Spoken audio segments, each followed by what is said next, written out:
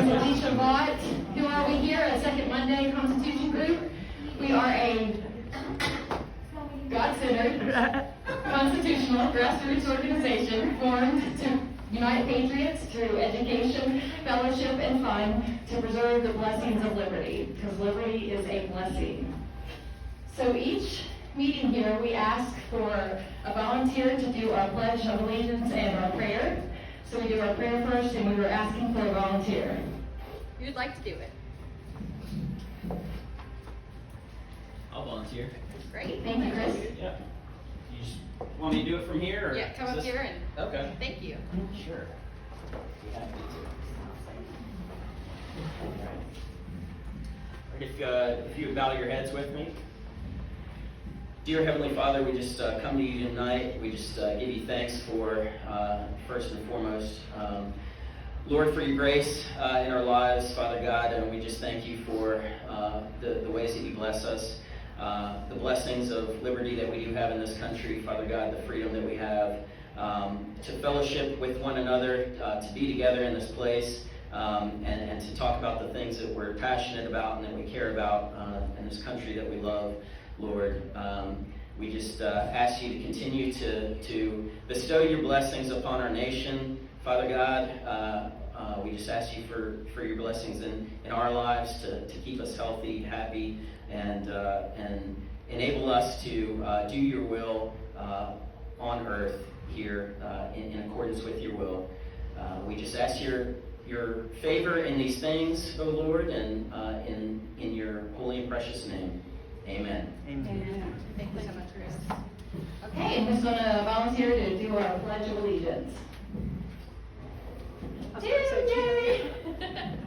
Always stand. Thank you. Stand with me. I pledge allegiance to the flag of the United States of America and to the republic for which it stands, one nation, under God, indivisible, with liberty and justice for all. Thank you so much. So we have a couple of announcements tonight. Our guest speaker tonight is going to be Chuck Smith. He was the former AG candidate for Virginia when Amanda Chase ran for governor. So he just walked in tonight. But he's going to speak first because he needs to get back for surgery. So we want to keep him in our thoughts and prayers for his surgery, that it goes good. We also have candidate for delegate here tonight, Chris Ovenshane. Chris, if you'll just raise your hand.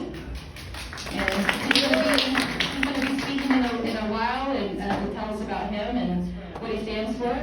We also want to recognize our former superintendent of Montgomery County Public Schools, Mark. And we say thank you for your service and welcome. There's also a donation box on the back table there. If you guys want a Constitution book, just grab one off the table back there. If you like what we do here and you want to continue, you want to support our work, you can donate and do that there. And so tonight we're going to have to leave. Well, I'm going to have to leave with a few others to go to a Board of Supervisors meeting because we are going to ask our county for vouchers because you guys all know what's going on in the school systems. I assume it's really bad.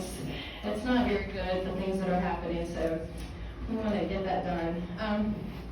So I just wanted to say a couple things tonight about words and the power of words.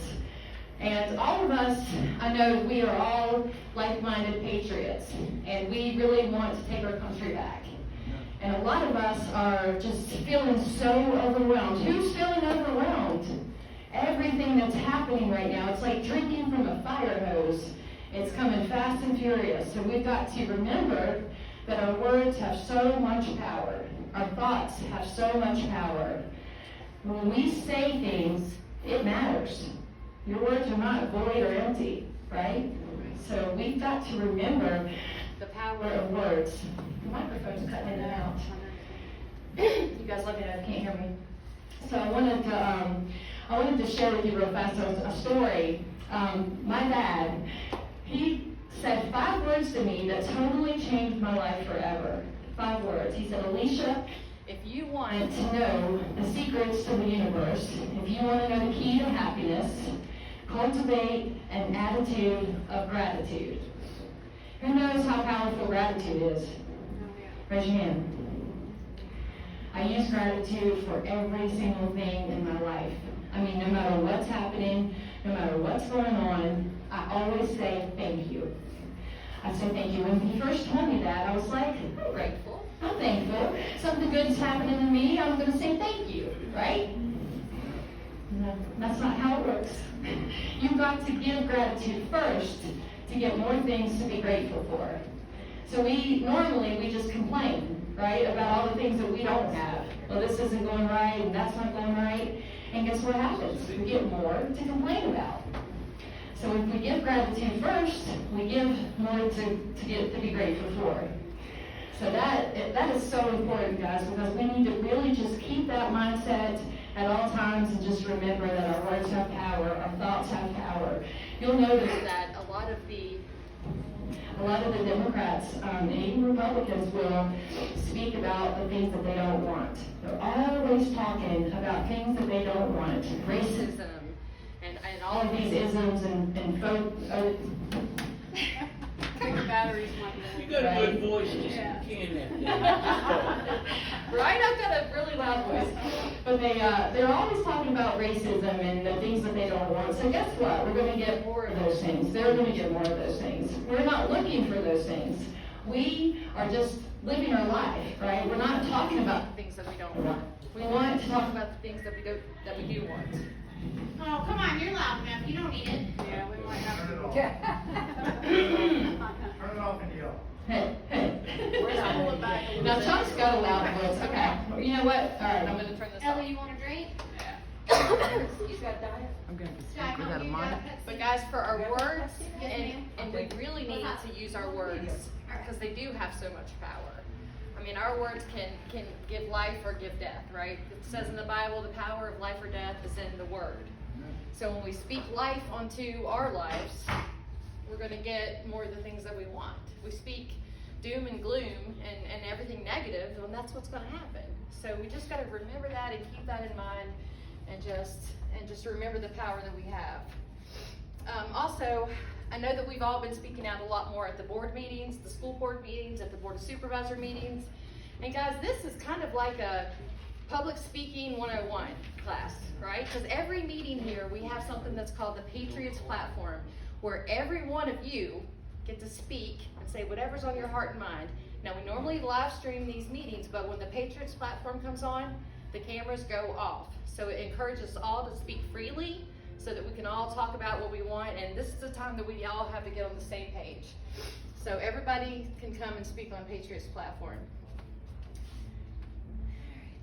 And then another thing that we're all kind of having a lot of fear. I know that when I first started speaking and just doing public speaking, I was so scared. It was like the worst fear. It's like even over death. Public speaking is like the #1 fear, even over death, if you can believe it. And I'm by no means an expert, but I've done this a while, so you get better and better and better. And I hope that all of us would remember that you don't need to have fear when you speak. You just need to speak out and just know who you are. We don't need fear, because actually when you speak out and you become public about something, you're actually more protected than if you were not to speak. Because guess what? They're going to come for you eventually. If you don't speak out and say what you mean and mean what you say and take a stand, they will come for you eventually. So why not just speak out now? And that's so important to just do that. So without wasting any more time, we want to introduce our guest speaker tonight that we're so excited to have. Yeah. Chuck, we met him on the campaign for Amanda Chase. He is the most patriotic person that I know, because guess what, y'all? He was born on the 4th of July. So he is an amazing man. He's an amazing patriot. He's an attorney. He has served our nation. He's a Navy JAG. He is just all kinds of awesome. And so let's welcome our guest speaker with the Second Monday Constitution Group. Welcome for Chuck Smith.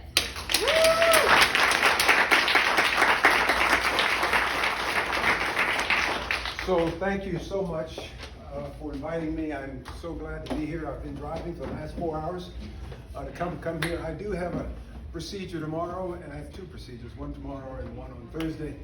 And then I'll be back and ready back in the game. Let me ask you, if any of you heard of this song? God bless America, Yes. land that I love, stand beside her and guide her through the night with the light from above. How about this song? Lift every voice and sing till earth and heaven ring with the harmony of liberty. Beautiful words. She said I was patriotic. Listen, how about this one? My country, 'tis of thee, sweet land of liberty, of thee I sing. Well, my name is Chuck Smith, former AG candidate. Yes, I came in second, and second is last place. And I got to tell you a story. The Democrats have had their fill. And how many of you are just tired of losing?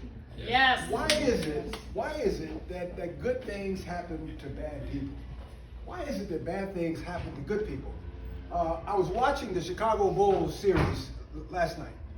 How many of you heard of the Chicago Bulls? Okay, just think of any basketball team, superlative basketball team, the absolute best, won 6 championships. And you know what they did that we don't do? You know what they did that the people who lose don't do?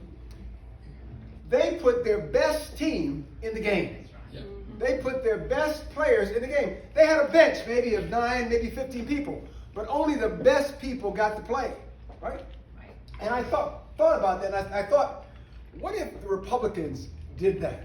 Listen, I've been a Republican all of my life. Never was a Democrat. Mom and Dad were Democrats.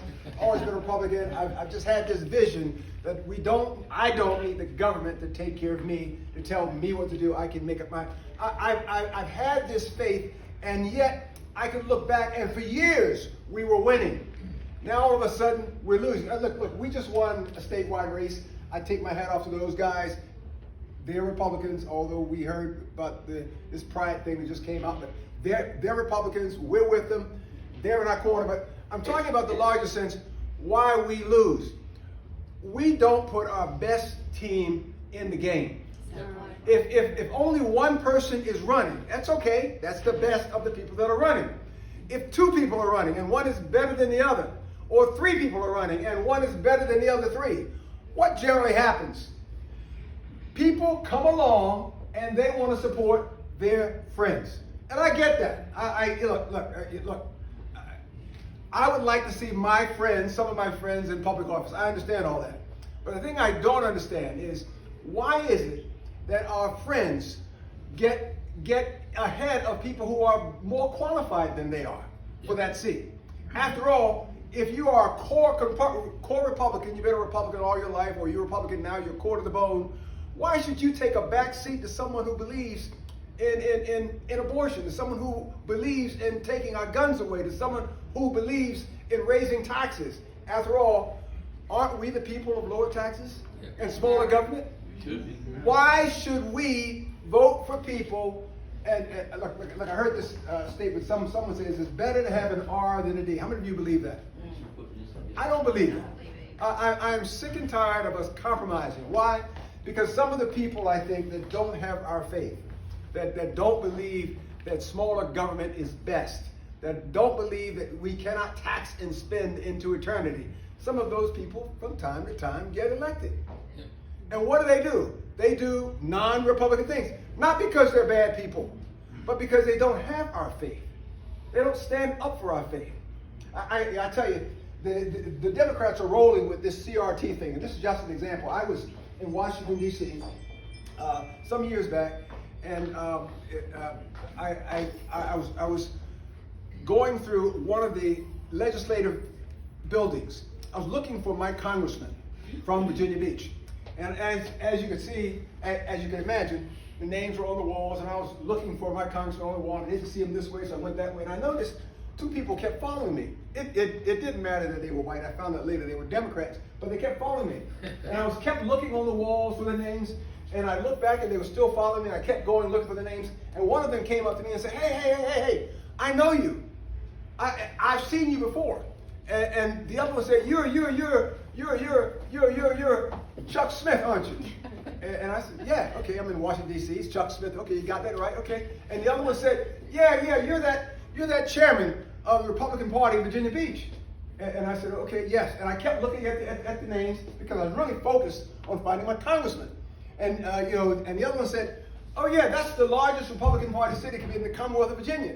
And I said, yes. I kept looking. And then the other one said, and you're black, too. That got my attention. I stopped, I turned around, and I asked him, how did you know?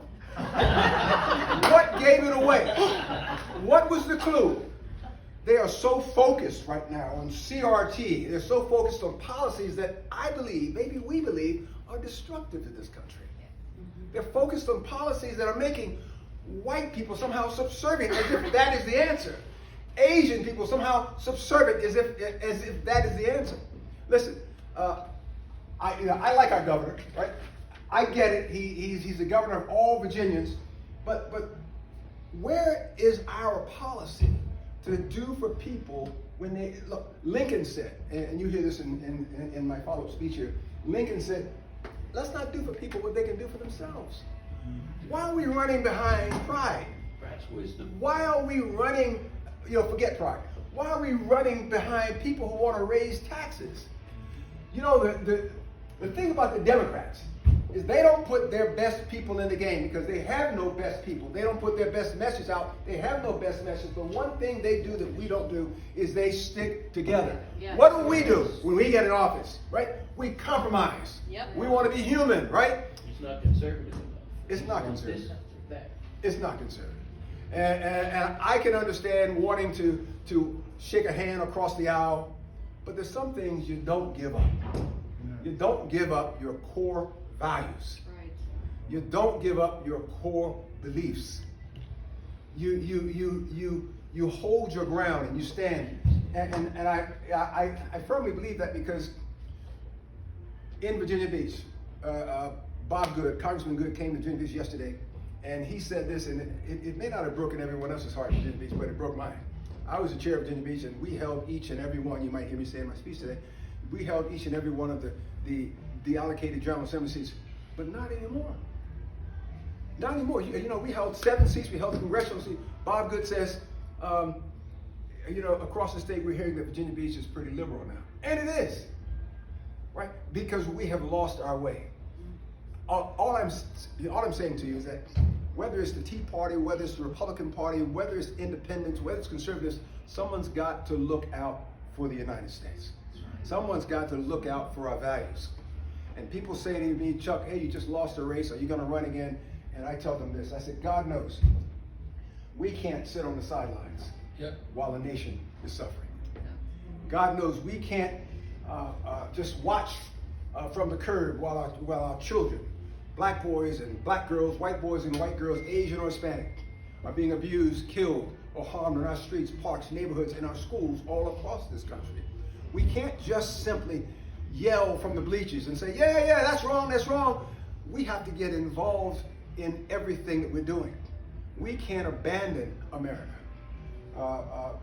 especially in the face of the threat of mass mandates.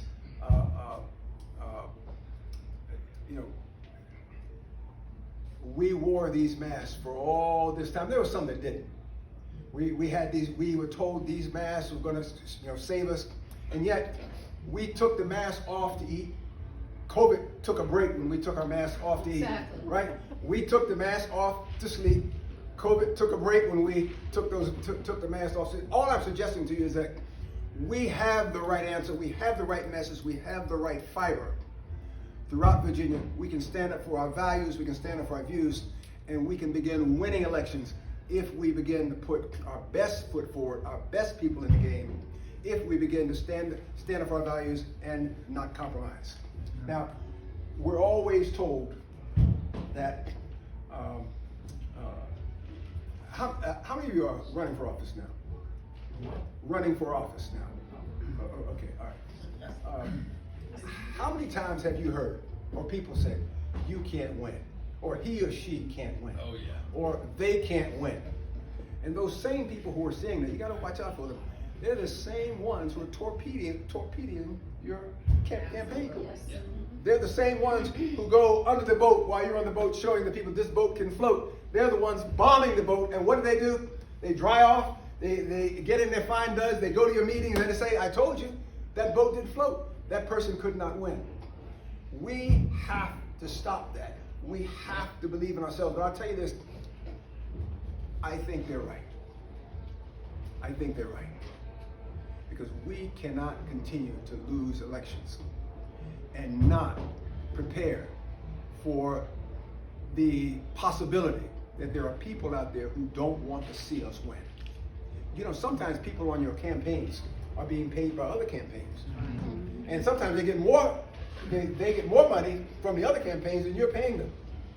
There are people, I firmly believe, who want to see us as a party, us as people, us as Americans, shut down. We know the Biden administration is on a roll going backwards. He's going to roll back a lot of the values that we all believe in. And I think we have to stop that. We've got, excuse me, let me grab my coat here. We've got Americans who are suffering. We've got people who believe in the flag, and the flag is being desecrated. We have people who believe in this country, and we're told all the time that America was never great. I don't know how you feel about Donald Trump, but I'll tell you this. Everything that he said he was going to do, he did. That's right. Yes. Everything that he promised he was going to take care of, he did. Our debt was decreased. Our values were increased. People felt that they could believe it, and they could stand. There was something to fight for and stand for again. And along comes election fraud. well, I was going to say Mike Pence, but Yeah. along comes people who are very good people. They're otherwise very good people, but they don't have it like we have it. They don't feel it like we feel it. If Mike Pence was, in my opinion, just my opinion, and people like Mike Pence, if they were going to do anything, you stand up for our values. You stand up for what we believe in. People want to talk about Trump this, Trump that. How many times did Bill Clinton do this or that? How many times did the other Democratic presidents do this or that? Heck, how many times did Republican presidents do this or that? We've got to change. We've got to change this philosophy somehow. That we are being led astray, that somehow the Democrats have the right answer and we don't have the right answer. Somehow, how many of you believe, let me just ask your hand, make sure I'm in the right place. How many of you believe that CRT is a proper message, is a correct message for our children? We've got kids going to school. We have values that we want to instill in them, and we want them to see us stand up. We want them to see us stand tall against a lot of the things, not just that they're hearing in schools, a lot of things that they're doing in schools. Yes. How many times have you heard "God Bless America" being sang or sung? My mother was an English teacher. Thank you. She would get, my mother would always say, I'd say, "Mama, where is this dog at?" And she'd always say behind the preposition. I learned it that way. But anyway, how many times have you heard "God Bless America" being sung in our schools? How many times have you heard the prayer these days being given by our children? I remember that we used to have my son, who's now 17, he just turned 17, but he gave the prayer over the microphone in his elementary school. And that's not just cool. I think it's necessary. We're teaching kids values. We're teaching them things that they can use for life. I want to share with you that Abraham Lincoln, the founder of this party, he ran for office 8 separate times and lost. 8 separate times. And he did not give up. He did not turn around. He did not give in. He did not compromise. And at the end of the day, I think we need to have those same views, those same values, where we don't quit. We continue running. We run our best people. We stand up for what we believe in. And we, at some point, we try to take this country back one piece, one part at a time. I remember, and I don't know how many of you are students of history, but I remember visiting the Lincoln Memorial in Washington, D.C., where high on those walls, for all to see, there were these powerful words. 407 years ago, you can almost imagine, picture Abraham Lincoln looking out over the graveyard at Gettysburg. And as far as the eye can see, there were dead people, everyone dead everywhere. Blue coats, Union soldiers, all dead. Gray coats, Confederate soldiers, all dead. Blacks, whites, all dead. If they're Hispanic, Asian, all dead. Fathers, grandfathers, children. What did they die for? Where is their legacy? We are the sons and daughters of our mothers and fathers.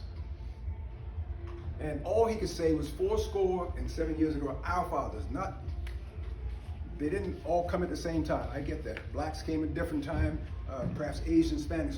Our fathers brought forth upon this continent a new nation, conceived in liberty and dedicated to the proposition that all men are created equal. I believe that. That's in my core. That's in my gut. Whether we recite it or not, I believe that. Lincoln also said, we're all in this together. All of us. You, me. We're all in this together. But he said it this way. He said, we do not strengthen the weak by weakening the strong. Raise up the wage earner by tearing down the wage payer. We got to talk to our Democratic friends. Help the poor by destroying the rich, or do for men and women permanently what they can and should do for themselves. I got that. I believe that. You know, about 100 years earlier, 79 to be exact, than Lincoln's 4-score speech, stood and still stands the Supreme Court of the United States, the edification, the embodiment of the Constitution. And on that wall, powerful words. You know, right at the top, it says, Congress shall make no law. And then right under that, words that we used to say. I don't know when you all were in school. I'm still a young man. There's a song, I'm still a young man. At 69, I was hesitating to tell you my age. But years ago, we used to recite those words in school. Recite them until we memorized them, until we knew them. We don't do that anymore. What's wrong with our children saying, we the people of the United States of America, in order to form a more perfect union, establish justice, ensure domestic tranquility, provide for the common defense, promote the general welfare, secure the blessings of liberty to ourselves and our posterity, do ordain and establish a constitution for the United States of America. What's wrong with that? That gives us a beginning. And then the Democrats will walk in and say, oh, those are just white people saying that. Well, wait. 200 years later came this man, Martin Luther King. He wasn't white. Right? And what did he say?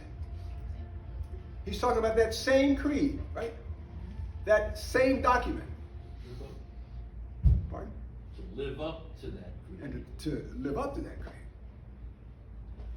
King said, this nation has given itself a blank check, a bad check. Our job is to live up to the values that are prescribed in the Constitution. I remember running for office, and one of my campaign members said to me, he said, Chuck, do you believe the Constitution gave us our rights or guaranteed our rights? And I said, what's the point in giving us anything if people can take that away? I mean, just give us anything you want. Democrats will take it away. And so we tried, and I'm sweating here. Is there a paper towel or something? Here you go. Okay. We try to talk to our Democratic friends until it's really pointless. But we try to talk to them and we try to tell them that the question is not, why do we need guns? Why do we need AR-15s? Why do we need 15 rounds? That's not the question. The question is, what part of the Constitution do you not understand? That's right. Yeah. The Constitution didn't give us anything. It was a bargain to us. At that time, there were white people. We're all black, white, Asian, Hispanic involved in our Constitution. The Constitution guaranteed these rights to us. So the question is not why we need something. It is the very formation of this government that you can't just take things from us unless you do it the right way. You want to take our guns? That's fine. You can have our guns, but first you have to do what? Amend the Constitution. And in order to amend the Constitution, you have to get X number of votes from the states, right? Right. You can't just take the Constitution and turn it on its side and say, well, we're going to change this. It doesn't work like that. Exactly. The rights are guaranteed to us. It's a part of our fabric. I take you back. Imagine, we're all sitting around the table. We're all delegates to the National Convention, the formation of the Constitution. And we're trying to get these states on board because all states didn't want to come on board, right? And so we tell them that not only are we going to create this government, this Constitution, Articles 1 through 7, we're going to give back to the people something that they can say is theirs, guaranteed to them as a basis of forming this government. So our rights, all of them, not just the Second Amendment, but all of our rights, right, are embedded in the Constitution, and they cannot be taken away as a condition for this country having a foundation and being able to be a country. If our rights to Second Amendment do not exist, this nation does not exist. If our rights to First Amendment, freedom of speech, freedom of assembly, freedom of religion don't exist, this nation does not exist. If our rights to not quartering soldiers, the Third Amendment, does not exist during peacetime, does not exist, this nation doesn't exist. If our rights to the protection against unreasonable searches and seizures does not exist, the nation does not exist. If our rights to due process of law, the Fifth Amendment, does not exist, then the nation does not exist. And I can go on and on and on. The Sixth Amendment, right to counsel. The Seventh Amendment, right to civil juries. The Eighth Amendment, right against cruel and unusual punishment. The Ninth Amendment, I'll come back to the Ninth Amendment. The Tenth Amendment, the part of the Constitution that says, we are founding fathers, we're the convention, we're the people creating the government. Okay, we're not the smartest people, we get that.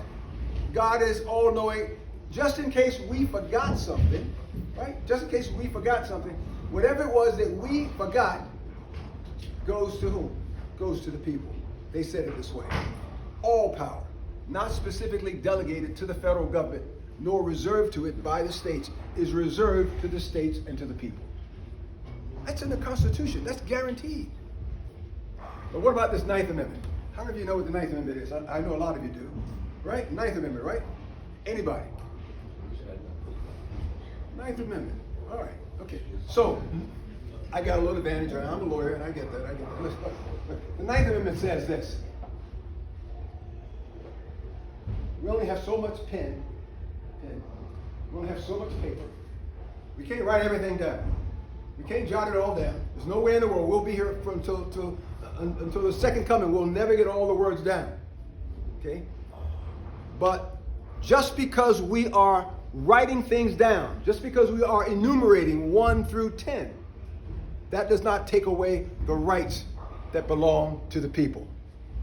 And what are some of those rights that belong to the people that are not in the Constitution anyway? The right. Pardon? Closed borders. Okay, right. Closed borders. Not quite that far, but something like that. Right? It's in that's in the First Amendment. The Ninth Amendment is the very fact of what you all are saying, the power to speak, the power and right to think, the power to walk and talk. Where is the constitutional right that says we have the right to walk and talk? That's not in the Constitution. Oh, yes, it is. Where is the power in the or the constitutional right to stand up, to pick up a chair, to walk freely through the park? These are the things that the founders gave to us in guaranteed format because as a condition of the government being formed. As a condition of that government, or our government being formed, then all of the signers made this thing that we call the United States of America. All I'm telling you is that it's a three-legged stool. Now, I know this has four legs, right? The preamble is one leg, right? The articles are one leg, right? And the what? The amendments are the third leg. Every single one of those amendments. And you can't take those things away unless the foundation falls apart.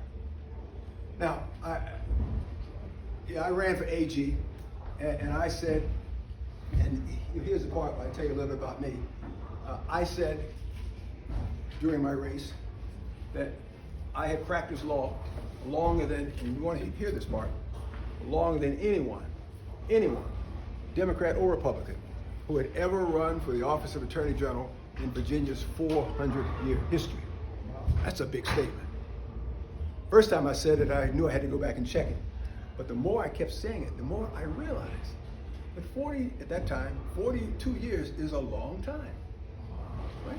That's longer than Bob McDonnell when he was governor, when he ran. Actually, it's longer than Bob McDonnell now. That's longer than George Allen when he ran. Longer than Jim Gilmore when he ran for Attorney General and governor. Heck of a lot longer than Ken Cuccinelli. How about some Democrats? Longer than Doug Wilder when he ran. Longer than Jerry Balaus when he ran. Right? I made the statement that I had practiced law longer than anyone who had ever in Virginia's 400-year history ran for anyone's office. And guess what? I'm making that statement now. I have announced already to run for the United States Senate. And what am I saying against King? And I'm saying that I have practiced law longer than anyone, including Tim Kaine. In fact, Tim Kaine was in the 5th grade when I enlisted in the Marine Corps. Right? What am I saying? We want to put our best people forward. Now, there may be other people who are running, right? And someone may be better than me. I doubt it. Well, let's be fair. How many Marines have ever run for Attorney General? I only know one. That's Ken Cuccinelli. Right? And I just told you I have more experience than he has, which probably would equate to the fact I enlisted in the Marine Corps before Ken Cuccinelli. How many Attorney Generals or United States Senators have ever been a Navy JAG commander, retired after 26 years? How many Attorney Generals do you know are fluent in Spanish? I was born in Greensboro, North Carolina. My mother was black, my grandmother was black, father was black, got all that. I took the time to learn another language, right? How many Attorney Generals or governors or United States Senators have done that? How many, and here's an easy one, how many United States Senators, Attorney Generals or governor have been chairman of the largest Republican Party city committee in the Commonwealth? How many candidates, now this one I don't know, but just so we're thinking, how many candidates have practiced federal law, state law, Iowa law, Virginia law, military law, constitutional law, and immigration law? Okay, here's an easy one. How many candidates running for governor, attorney general, lieutenant governor, United States senator have been born on the 4th of July? Look, that's an easy one, but I can't think of any. So when I say I have more experience than anyone who's ever run for this office, I'm kind of like patting the plate there. I firmly believe that. Listen, our friends, my friends, our friends do not ever belong in public office if there is ever a better qualified candidate. Amen. Yes. That's right. Amen. If we want to continue putting our friends in office, I think we're running down a slippery road. We're putting people in office who are otherwise good people, but they don't have that Republican fiber. Yes.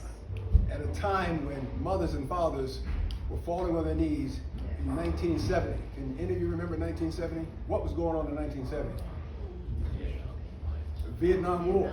at a time when mothers and fathers were praying, and there were a lot of them. Please don't draft my son. Don't send my son to war. No one wanted to be drafted. No one. But one little boy named Chucky. His name was Chucky Smith. Enlisted in the Marine Corps in 1970. Now, I never thought I was running for office, but here's my point. If I have the courage and faith to stand up for this country, and someone who is my same age, my same time, right? Let's say he went to Harvard, right? Tim Kaine, he went to Harvard, a little younger, right? Why shouldn't I be considered a front runner? Right? Yeah. Now, I just told you, more time and all that kind of stuff across the board, right? Well, you know why I'm not considered a front runner? And I also said this in the campaign, because the people looking for front runners were not looking for good-looking people. And I stand beside. I stand behind that statement. We have to change the course of what we're doing. Yes. We have to turn the tide. We have a Republican governor, we have a Republican attorney general, and we have a Republican lieutenant governor. And we're going to take back the House. Yes. We're going to take back the Senate. Yep. And we're going to find the General Assembly is going to be on our side. And this time, I hope we will do what the people want us to do. Yes. Let me say just a couple more words.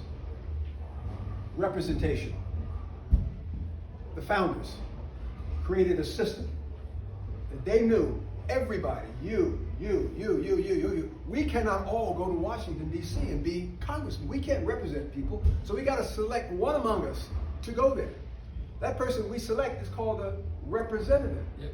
He's not representing himself. Right. He's representing us, or she's representing us, right? And so you don't go to Washington and say, this is what I want to do, and I'm going to make it. No, this is what we want to have done. This is what we get to have done. There was a congressman in the 2nd District, I won't name names, but he comes back from Washington and he says, we need to change things. He says, we're in the majority, but we will not long be in the majority. So we need to start voting with the Democrats. Because only by voting with the Democrats can we assure that when we are no longer in the majority, they will vote with us. He said that. That's not why we elected him. We didn't elect him to go there and come back and tell us what we should be doing. We elected him to represent us. Right? He's a representative. It's right there in the Constitution. Representative, right? He's supposed to represent us. I'll give you another example. We have people who are in elected office who believe that their number one job is to tell you who you should vote for. Now, you've seen this happen, right? I'm standing in the 9th, am I in the 9th, the mighty 9th? 9th, yes. Okay, all right. You all are powerful out here. But you've got some state representatives, and you've got some congressmen who every time there is an election, you see them, and what are they saying? Not when they're running, but when someone else is running. Elect this person, vote for this person, this is my friend. I submit to you, whether you like me or not, after I say this, that is not their job. Yes. Their job is to go to Washington and represent us. If you want to come here and you want to tell us what happened in Washington, what you're going to do, fine. But don't tell us who we should be voting for locally. That's not your job. Because all it does, and I submit this to you, is it forms a club. Yes. It forms a club in Washington. It forms a club in the General Assembly. And every time you want to do something, you got to ask permission to this club. If someone in the club votes the wrong way, that's okay. The club will excuse them. That's wrong. No, we don't. We get to excuse them. We as citizens, we as the people. How much more time do I have? All right, okay. Never tell a lawyer that, as long as you want.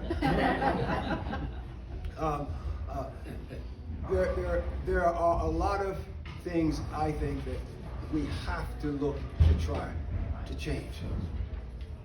It hurts me to my heart when I lose an election and people are thinking, Oh, whoa, Chuck, I know he's feeling bad.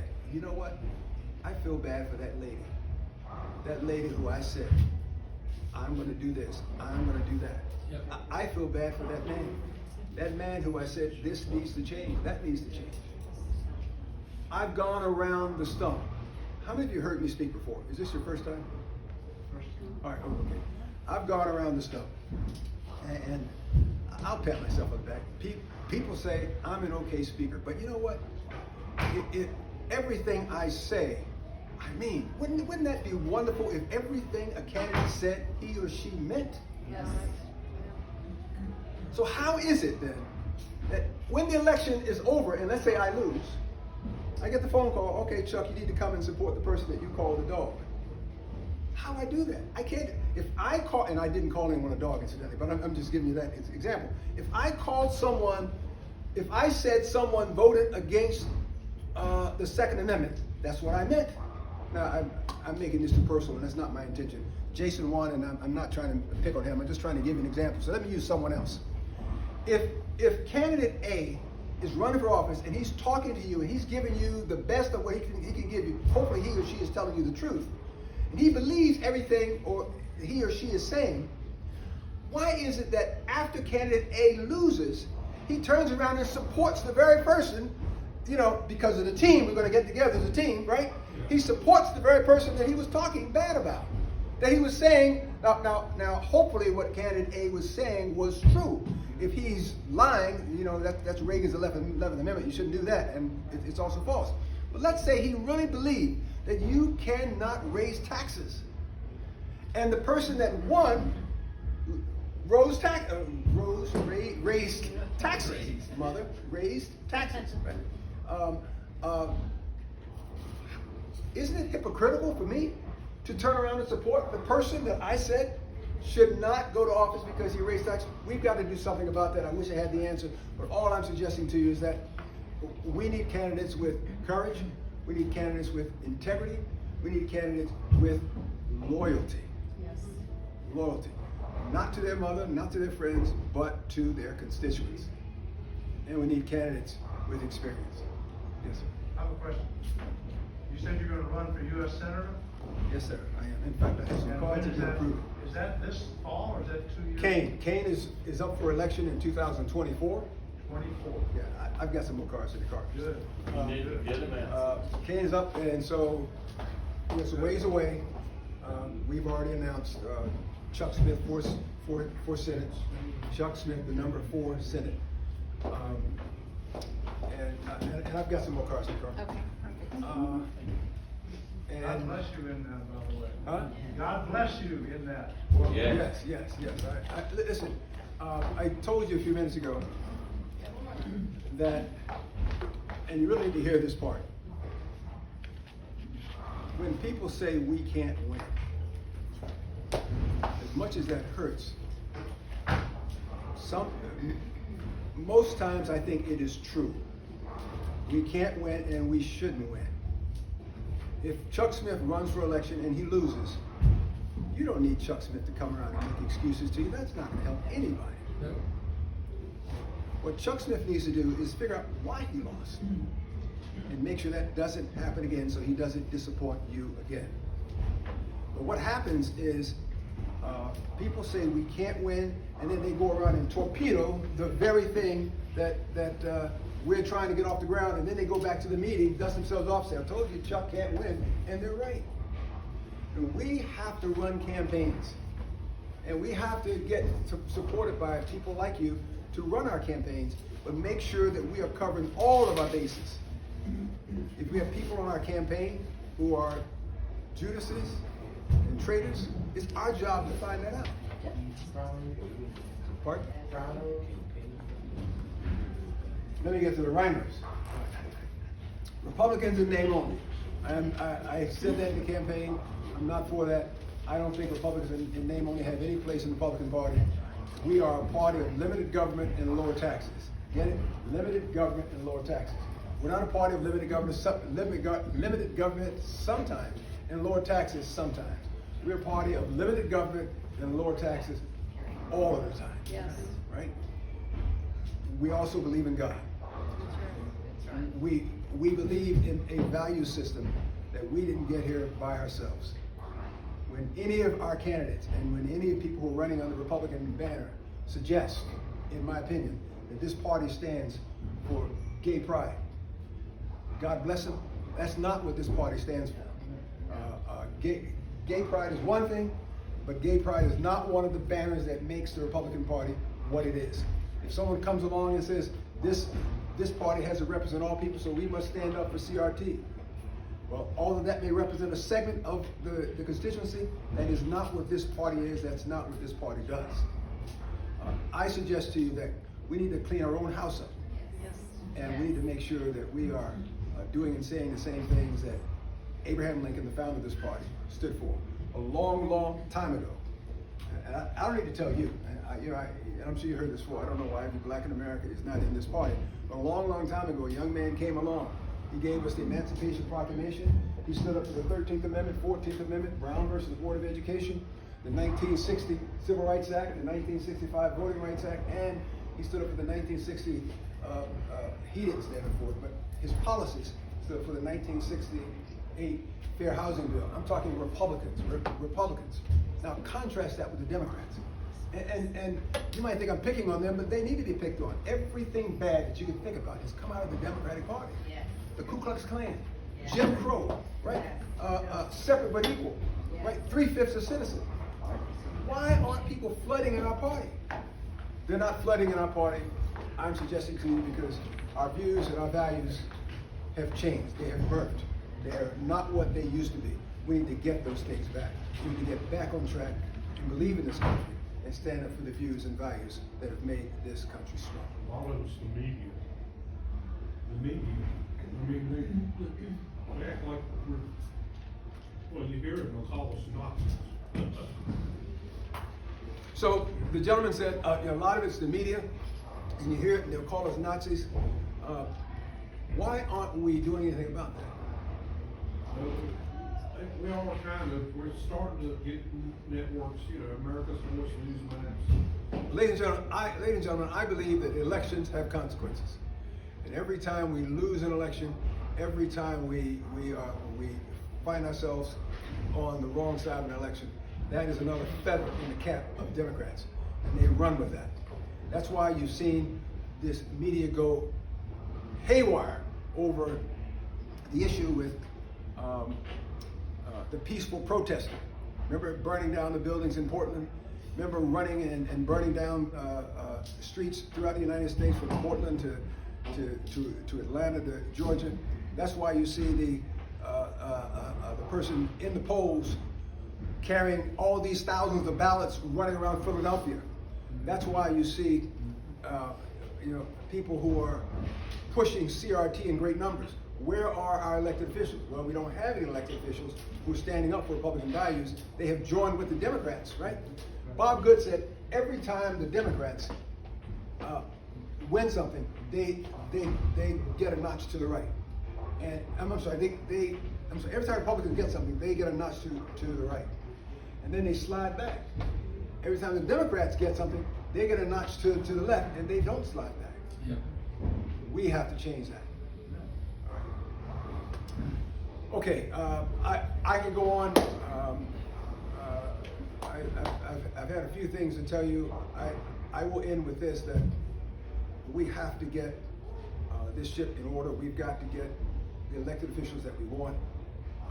And we can do that as long as we pick people who have a history of doing what their resume says. We have to stop voting for resumes and vote for people who have done the things that they say they are promising to do. Because if it doesn't exist in their background, it is not going to invent itself and appear just because they were elected to office. Okay? Thank you. I'll take any questions you all may have, if there are any. Surely some of you has a question. Some have a question. Well, if nobody else wants to go. What can, probably one of the bigger events that's coming up in this area pretty soon is the New River Valley Fair. It's a lot of traffic, I think, correct me if I'm wrong. What do we do to learn how to support you there, how to campaign for you there? Not just, maybe this year could be a learning event, but 23 and 24 would be critical to get your name out there and to tell people what you really stand for and why you are different. Well, straight They'll out of the notice gate. that you're black. Listen, They that- might notice that I'm white. that I've never said once in any of my campaigns about skin color. And that's I one of think the that's a reasons Democratic why- trick, but I'll tell you, you can help me by spreading the word. We are building a monstrosity of a campaign now, unlike anything you've ever seen. I'm happy with its progress so far. We have a long way to go, and even though our election is going to be 2 years away, we're anticipating that Mr. Kane is going to have upwards of his current $2 million, maybe $10–15 million. So, You'll get out of state, out of area money. what you can do for me is spread the word. Perhaps go to your computers, go to the people that you know, and research the things I've told you.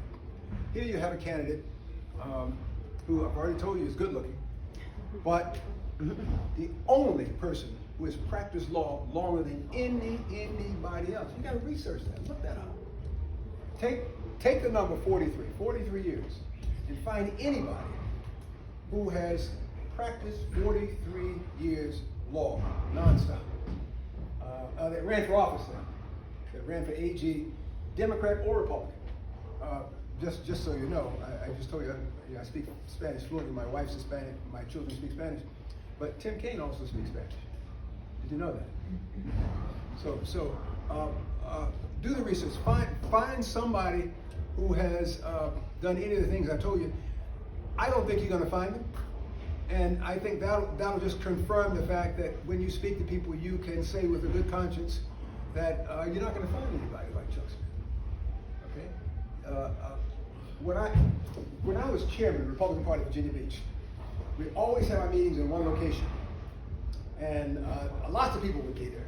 Right? Just one time, we met at a different location, not in our city. We met at a sister city, and I got to the meeting late. You know, the chairman gets there before anyone else, but I had something I had to get there late, and the people standing at the door were not people in my committee.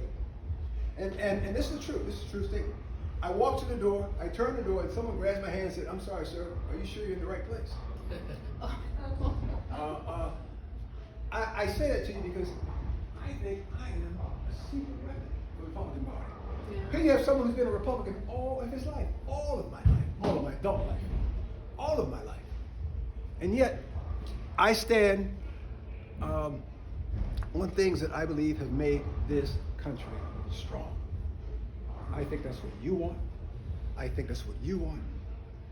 We have to stand up for this country. Listen, we're losing this battle as long as Biden stays in office.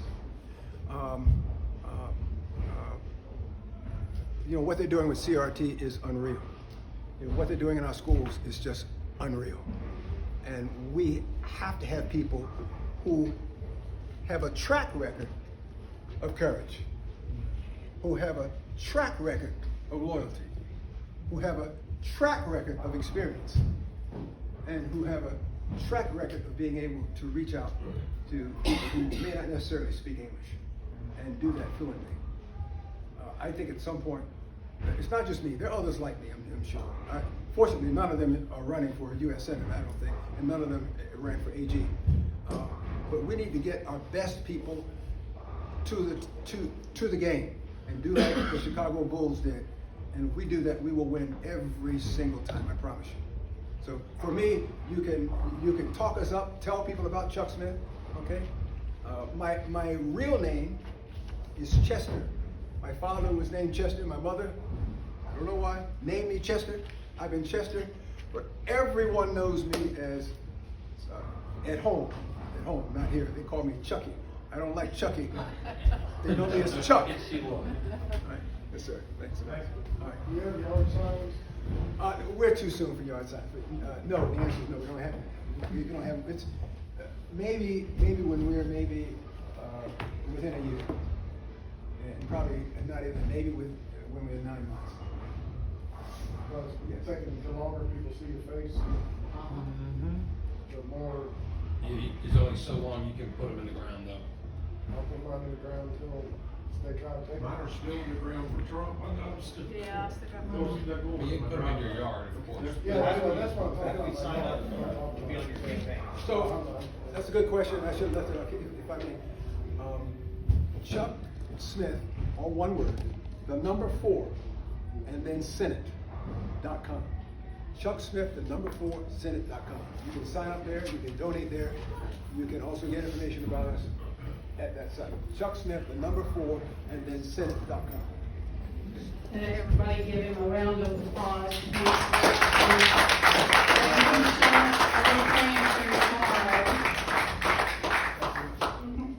I enjoyed it. Thank you. Thank you, Chuck. Safe travels. Okay, Alicia wanted us to play this because she's hot. So we're gonna play the theme song from last meeting.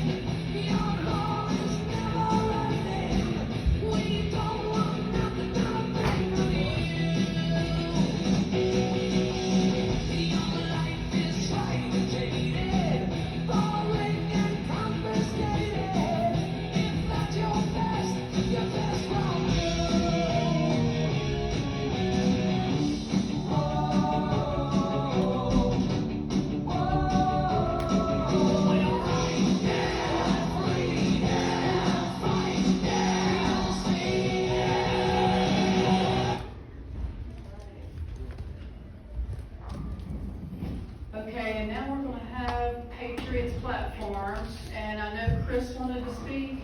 Can you come on? Do you care if it's recorded, Chris?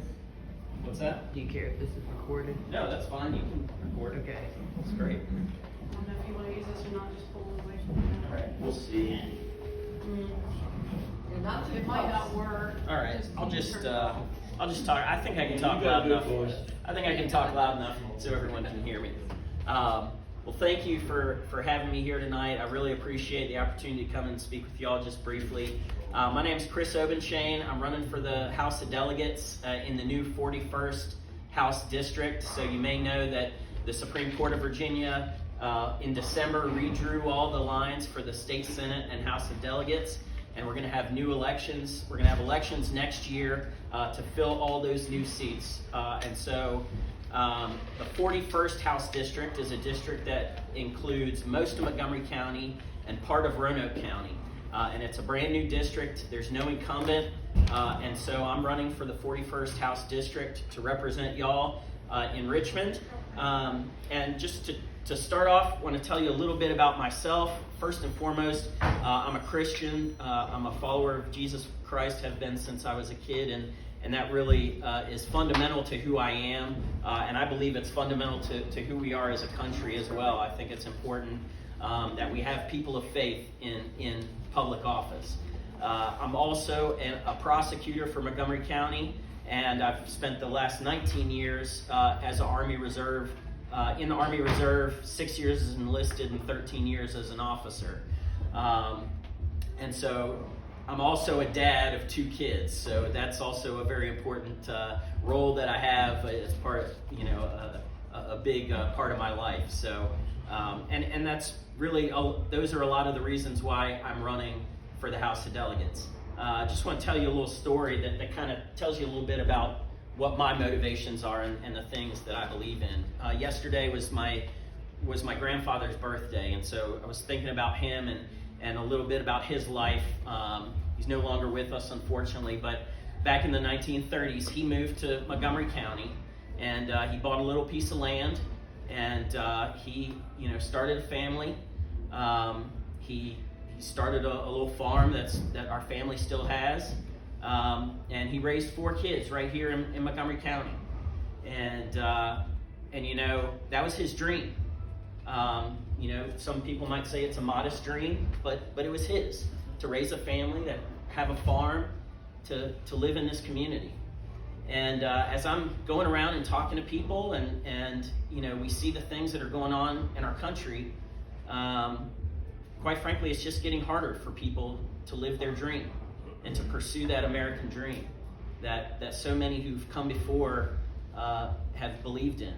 And that's really that dream, you know, is what this country was built on. It's what this country was founded on. It's why our forefathers came to this country to begin with, to be able to have the freedom to pursue their dream and to live the lives that they want to live. You know, whether that dream today is going to college, whether it's starting your own business, whether it's you know, just buying a little piece of dirt and raising a family on it. All those dreams are important.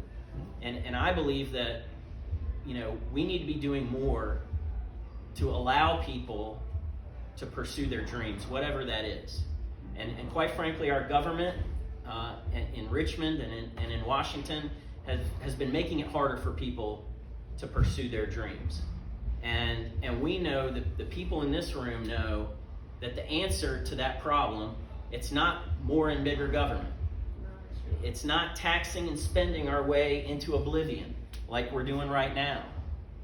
It's not indoctrinating our children with these crazy ideas. Those are not the answers to people wanting to pursue their dreams. It's getting government out of the way. It's letting people do the things that they want to do, to pursue their passions, to let individuals be the captains of their own destiny. That's what I believe in. That's how I was raised. I got to see it, you know, in my grandfather and the things that he did with his life and the 4 kids he raised. And that's how I'm trying to raise my kids as well. And that's a lot of the reasons why I'm running for the House of Delegates. You know, Chuck Smith talked about the fact that we need people with experience. I believe I have the experience. And I'm glad he talked about, too, the idea that when we elect our representatives, they're not there to represent themselves and do what they want to do, but they're there to represent us, to represent the people in their districts. I believe that. I think that's fundamental to the system of government we have. We have a Republican system of government. It's not a democracy, it's a republic. And so our obligation is to represent the people that elect us. That's why I'm running. I'd love to have your support. As I said, the election's November of next year, but I'm getting out, introducing myself, want to meet you, talk to you, hear what your dreams are, and how I can help you pursue those things. So, love to have your support. ObenChainForDelegate.com. 4 is F-O-R in this case, not a number 4. How do you spell your last name? It is, and I've got these cards over here on the Okay. table, so you can pick one of these up. Okay. Yeah, ObenChainForDelegate.com. Go ahead, you know, go visit our website. We'd love to have your support, and I appreciate you just giving me the time to speak with you all tonight. Thank you, guys.